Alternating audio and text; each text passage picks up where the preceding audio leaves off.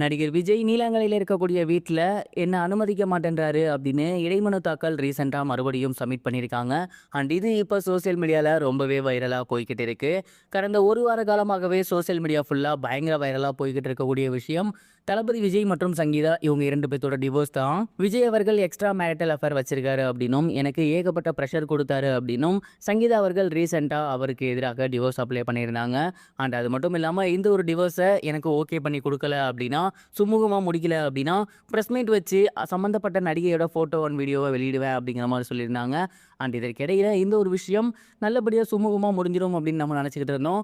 இதற்கிடையில மறுபடியும் ஒரு பிரச்சனை எழுந்திருக்கு. அது என்ன அப்படின்னா, நீலாங்கரை வீட்ல இப்ப சங்கீதாவை விஜய் அவர்கள் அனுமதிக்க மாட்டேன்றாராமா. சென்னையில இருக்கக்கூடிய நீலாங்கரை பகுதியில நடிகர் விஜய்க்கு சொந்தமான வீடு ஒண்ணு இருக்கு. அண்ட் அந்த ஒரு வீட்ல தான் அவரு குடும்பமா வசிச்சு வந்துட்டு இருந்தாரு.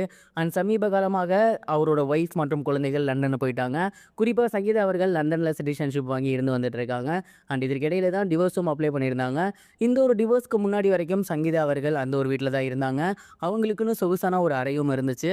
இன்னும் சொல்லப்போனால் விஜய் அவர்களுக்கு கதையெல்லாம் சொல்ல வருவாங்க. விஜயை சந்திக்க நிறைய பிரபலங்கள் வருவாங்க, நிறைய மக்கள் வருவாங்க. அவங்கெல்லாம் சங்கீதா விஜய் டிஸ்டர்ப் பண்ணக்கூடாதுன்னு ரொம்பவே ஒரு சூப்பரான ரகசிய அறை ஒன்று சங்கீதாக்குன்னே வச்சிருந்திருக்காரு. அந்த ஒரு அறையில் தான் சங்கீதா அவர்கள் எப்போதுமே இருப்பாங்க. ஆனால் இப்போ டிவோர்ஸ்க்கு அப்புறம் விஜய் அவர்கள் அந்த ஒரு வீட்டுக்குள்ளேயே விட மாட்டேன்றாங்களாமா. தனக்கு ஏற்கனவே லண்டனில் சிட்டிசன்ஷிப் இருக்குது, அண்ட் சென்னையில் எனக்கு வீடு கிடையாது. இந்த ஒரு டிவோர்ஸ் முடிகிற வரைக்கும் நீலாங்கரை வீட்டில் இருக்கக்கூடிய என்னோட அறையில் தான் நான் தங்குவேன். அதுக்கு விஜய் அனுமதிக்கணும்னு சொல்லி அவருடைய மனைவி கோர்ட்டில் கேஸ் போட்டிருக்காங்க. ஏற்கனவே இந்த ஒரு பிரச்சனை சுமூகமாக முடியுமா இல்லையா அப்படிங்கிற ஒரு கேள்வி இருந்துச்சு.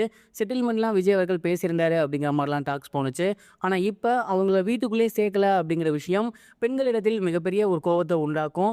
எலெக்ஷன் இருக்க போகிற டைமில் இந்த மாதிரியான ஒரு செய்திகள் விஜய்க்கு பேரை மிகப்பெரிய அளவில் அவமதிப்பாக்கும் அப்படிங்கிற மாதிரி தான் நான் நினைக்கிறேன். நீங்கள் இதை பற்றி என்ன நினைக்கிறீங்க? மறக்காமல் கமெண்ட் பாக்ஸில் ஷேர் பண்ணுங்கள். இது ஒரு புறம் இருக்க, நடிகர் அஜித்குமார் அவர்களோட அடுத்த படத்தில் ஜோதிகா அவர்கள் இம்பார்ட்டண்டான ரோல் ப்ளே பண்ண போகிறாங்க அப்படிங்கிற செய்தி வெளியாகி சோசியல் மீடியாவில் ரொம்பவே வைரலாக போய்கிட்டு இருக்கு. நடிகர் அஜித்குமார் மற்றும் ஜோதிகா இவங்க 90s பீரியடில் ரொம்பவே ஃபேவரட்டான ஒரு காம்போ அப்படின்னு சொல்லலாம். இவங்களோட நடிப்பில் வெளிவந்திருந்த 4 படங்களுமே மிகப்பெரிய ஒரு வெற்றி அடைஞ்சிருந்துச்சு. அண்ட் அதுக்கப்புறம் 2 பேருமே இந்த துறையில் மிகப்பெரிய உயரத்துக்கு வந்திருக்காங்க. இந்த ஒரு நிலையில் நடிகை ஜோதிகா அவர்கள் திருமணத்துக்கு பிறகு மீண்டும் நடித்து வந்துட்டு இருக்காங்க.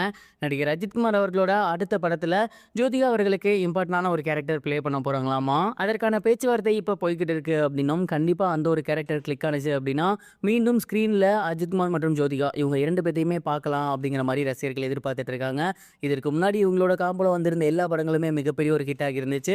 ஸோ இந்த ஒரு காம்போ மறுபடியும் வந்தால் ரொம்பவே ஃப்ரெஷ்ஷாகவும் இருக்கும். அதே நேரம் மீண்டும் ஹிட் அடிக்க வாய்ப்பு இருக்குது. அந்த ஒரு மேஜிக் மறுபடியும் நடக்கும் அப்படிங்கிற மாதிரி அஜித் அவர்கள் நம்புறாராமா. பொறுத்திருந்து பார்ப்போம் இந்த ஒரு காம்போ மறுபடியும் வருதா அப்படின்னு. இது வரைக்கும் கனெக்டிங் டிவிக்கு சப்ஸ்கிரைப் பண்ணனா மறக்காமல் சப்ஸ்கிரைப் பண்ணிக்கங்க.